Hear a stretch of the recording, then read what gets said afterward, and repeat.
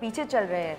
तो ये ना बहुत इंटरेस्टिंग है क्योंकि लोग समझते हैं कि ये जो लोकसभा के जो चुनाव हैं वो एक्चुअली इसीलिए लड़े जाते हैं क्योंकि आप एक पीएम कैंडिडेट, आप एक पीएम फेस को चुन रहे हैं, ना कि ये कोई असेंबली इलेक्शंस है जहाँ पे आप इंडिविजुअल सीएम चुन रहे हैं कि आपका स्टेट कैसा चलेगा, आप ये देख रहे हैं।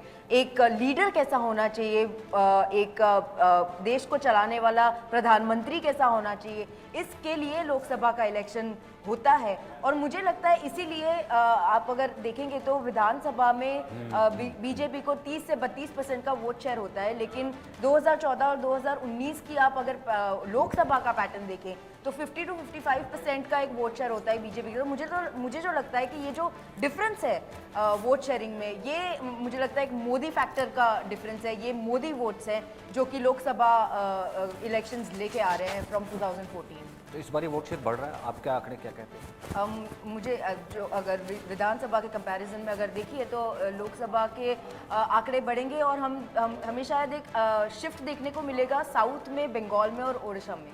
साउथ का आपने जिक्र किया राहुल, साउथ इंटरेस्टिंग रहेगा। साउथ किस तरफ से और किस तरह का संदेश देता है, क्योंकि साउथ में बहुत इन्वेस्ट किया अब पॉलिटिकल पार्टीज ने, खासतौर से बीजेपी में, और प्रधानमंत्री की पूरी स्ट्रेटजी, कन्याकुमारी का ध्यान और बाकी सब चीज़ें। खैर अब तो टैली आगे लगातार चेंज हो रही है, लेकिन साउथ इंटरेस्टिंग रहेगा।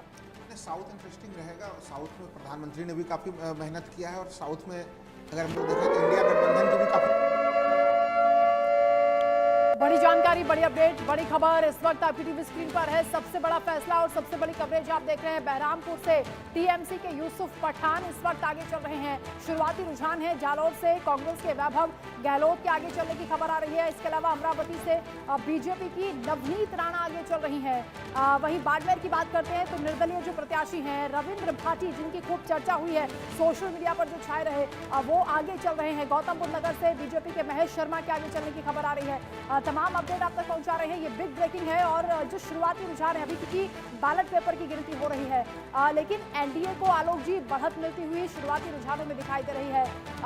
क्या उम्मीद कर रहे हैं, क्योंकि बीजेपी की ओर से तैयारी जश्न को लेकर पूरी कर ली गई है बीजेपी दफ्तर। आलोक सर, आपका सवाल जो कि यहाँ तक सुनाई, जो कि स्टूडियो में, आप एक बार रिपीट करिए सवाल। एनडीए को शुरुआती रुझानों में बढ़त मिलती हुई नजर आ रही है। क्या एग्जिट पोल एग्जैक्ट पोल में तब्दील होंगे, इस पर नजर बीजेपी की है, लेकिन तैयारी जश्न को लेकर है। क्या जो ये शुरुआती रुझान है इसी तरह की टैली रहेगी या जो बदलाव है वो आपको नजर आता है? देखिए, मुझे लगता है कि एग्जिट पोल पर अब उससे आगे बढ़ चुके हैं और मेरा ऐसा मानना है कि जिस तरह से हमारे संवाददाताओं ने, आईटीवी नेटवर्क के रिपोर्टर्स ने भी जितना दिया है, उससे साफ लगता है, जिस पर चाहे जयराम रमेश और राहुल गांधी या जिस तरह से तेजस्वी यादव और लालू यादव कुछ भी कहें, लेकिन निश्चित रूप से हाँ, सेम पिट्रोदा तो अब दूर है, वो अब से दूर नहीं बोल पा रहे हैं, लेकिन कल के उसके बाद भी लगातार ये संकेत दिखाई दे रहे हैं कि लोग दूर दराज से भी लोग भारतीय जनता पार्टी और उसके सहयोगी दलों को, और आलोचना रुझानों में मेजोरिटी हो चुकी है इस वक्त, तो मैजिकल नंबर आ गया सरकार का। नहीं, वो उसको मैं नहीं स्वीकार करता। अभी ये पोस्टल बैलेट है। एक चीज मैं कह दूं सचिन जी, पोस्टल बैलेट में अगर आपको इंडिया गठबंधन 166 दिख रहा है तो ये अपने आप में दिखा रहा है कि ये चुनाव काफी कठोर मुकाबले का चुनाव है और इस चुनाव में अगले कुछ घंटों में ये जो है कि पूरा का पूरा टैली पलटते हुए देखेंगे। 272 पार हो गया एनडीए अभी। नहीं, वो तो ठीक है, वो तो 475 में।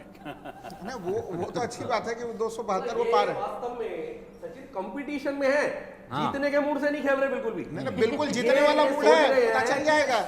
पोस्टल बैलेट है केवल, पोस्टल बैलेट है ये। सुनो ना, अभी ईवीएम खुलने को दीजिए संजीव पुनियाल जी। सुनो ना, तुम्हारी बातों से ऐसा लग रहा है कि तुम मान के आए थे घर में नाश्ता करते हुए कि हम 15, 20, 30, 40 पे टुल आएंगे। ना बिल्कुल नहीं। 300 प्लस, देखिए 400 प्लस का नारा तो भाई वो नारा का उसी टेकअवे के साथ जाएंगे आप। बिल्कुल वो हम लोग 400 होने दीजिए, थोड़ा सा धैर्य तो रख लीजिए आप। मतलब हम जीतेंगे नहीं पर उनके 400 नहीं आने देंगे। अभी परिणाम का कुछ संकेत दीजिए। देखिए, गौतम बुद्ध नगर से महेश शर्मा, क्योंकि हमारे आसपास जिसको कह सकते हैं नोएडा क्षेत्र से ही है, और डॉक्टर महेश शर्मा तीसरी चौथी बार वो जीत रहे हैं। ये इस बात का संकेत है कि यदि आप काम करेंगे तभी उसका फल मिलेगा। देखिए, जो आगे अभी चाहे दूर से दे रहे वोट, इसलिए भी कह रहा हूँ कि अभी आप अपनी कॉन्स्टिट्यूएंसी में हमेशा रहे हैं, उनका हॉस्पिटल है, कोरोना का वक्त, तो जो आदमी काम करता है, सांसद है, लगातार रहता है, तो वो मैंने देखा है कि जनता फिर उसके साथ एक कनेक्ट भी रहती है। जैसे मनीष तिवारी यदि चंडीगढ़ में आगे चल रहे बिल्कुल सचिन, एक और बड़ी जानकारी इस वक्त मिल रही है क्योंकि ये शुरुआती रुझान आ रहे हैं, पोस्टल बैलेट की गिनती हो रही है, उसके बाद ईवीएम का पिटारा खुलेगा। लेकिन कन्नौज से अखिलेश यादव के आगे चलने की खबर आ रही है। अखिलेश यादव जिन्होंने इस बार पूरी मेहनत की है, इंडी गठबंधन के भी हर मंच पर वो लगभग दिखाई दिए। वहीं रत्नागिरी से नारायण राणे आगे चल रहे हैं, ये बड़ी जानकारी इस वक्त मिल रही है। उत्तर त्रिपुरा से बिप्लब देब के आगे चलने की खबर है। ये शुरुआती रुझान बैलेट पेपर को लेकर। गुना से सिंधिया आगे चल रहे हैं। 2 सीटें छिंदवाड़ा और गुना को लेकर क्योंकि पेश फंसा हुआ नजर आता है सचिन, लेकिन गुना से इस वक्त सिंधिया आगे चल रहे हैं। छिंदवाड़ा को लेकर भी इंतजार रहेगा।